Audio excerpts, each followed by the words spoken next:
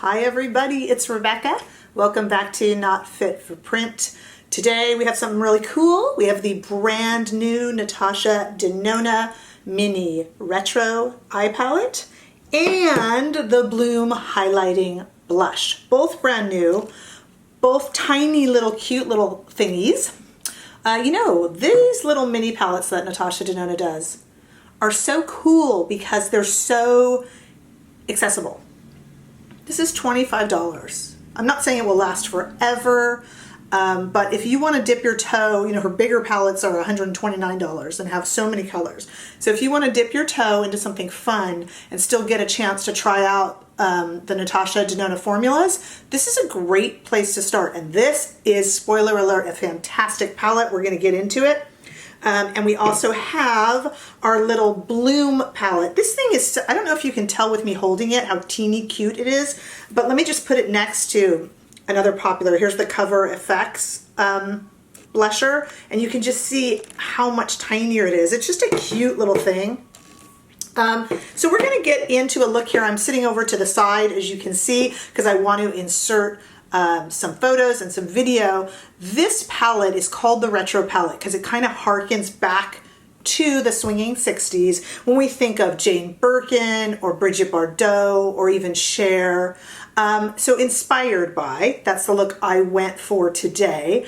I didn't go whole twiggy, you know, with the liner. They would do the liner here that mimicked the brows almost. And I mean, I didn't do that. I didn't want an actual retro look. I was looking for, I think what Natasha Denona was looking for, which is kind of a retro inspired look, inspired by those folks and those colors that they used to do. So let's talk a little bit about what I did. First of all, let's talk about the colors. I'll insert here just so you guys can see some swatches. There are a few there are two matte colors that you can easily work with, and then three kind of sparkly colors, which you can see there. And you'll also see the blush swatched as well, which packs a bit of a punch, actually, the blush. So what I started with on the eyes was I started with, as you see, the neutral matte color. And just got it into the crease just a little bit, and then I added in a little bit of, started with this neutral, and then I added in a little bit of this kind of more of a shining pink color, and that in itself is really 60s. That kind of almost flat white pink is kind of where we get the 60s vibe from. I never line my eyes because I have hooded eyes, so I tend to just tight line and do the waterline. But today I followed some Natasha Denona videos that I've been seeing on Instagram. She's been doing some videos and some looks on herself during you know, social distancing and quarantine and isolation. And she's been doing a really good job. I've been having a lot of fun watching those. And she used this color, this matte color right here as a liner. So you'll see I went ahead in and did that as well. And then the most fun part is I took a little cue from Natasha herself, and I used this kind of silvery, buttery, glittery color underneath my eyes. And then for the most 60s part of it all, I took the most sparkly color and used that just in the center, kind of for a halo effect, and a little bit in the corners. It does get a tad glittery.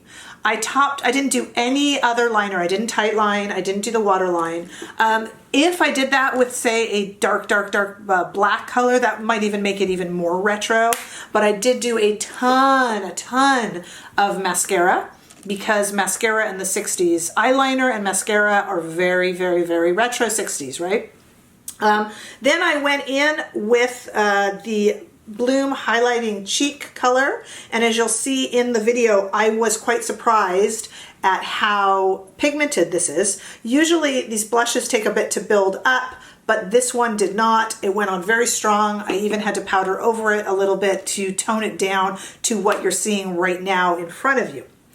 And then the most 60s part of it all, I went ahead and did a pale pink lip. Also copied from Natasha Denona's video. I went ahead and used her Lip-o-phoria in mauve and then covered it with the sparkling pink powder. It just gives it that kind of iridescence and a definite 60s vibe.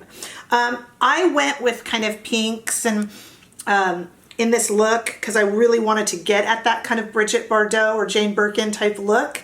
But you can do a lot more with this palette. You could stick with these here. You could even go with a silver look, which I kind of want to try a little later in the week here. So I'm hoping to get both of those in there so we can see how to work with this palette more than just one way. What I really like about this look today is it's pretty glamorous, but to be quite honest with you, this is extremely wearable. It does have some sparkle, it does have some highlight and fun, but you know, once we're back to moving around in normal life, you could easily wear this to work. There's nothing shocking about it at all, and I'll give you guys a close-up of it finished. It's a beautiful, fun palette.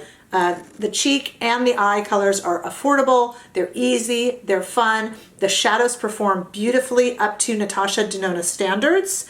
I would definitely say to check this out and have a little fun with your makeup for an easy, inexpensive fix. I hope you liked it, guys. Could you please subscribe? I'm enjoying all the love and stuff. I'm still new here on YouTube, so it's really fun to get all your lovely comments and likes and subscriptions as I build our community here and build my little channel. So thank you so much, guys. Say hi below, please, and subscribe.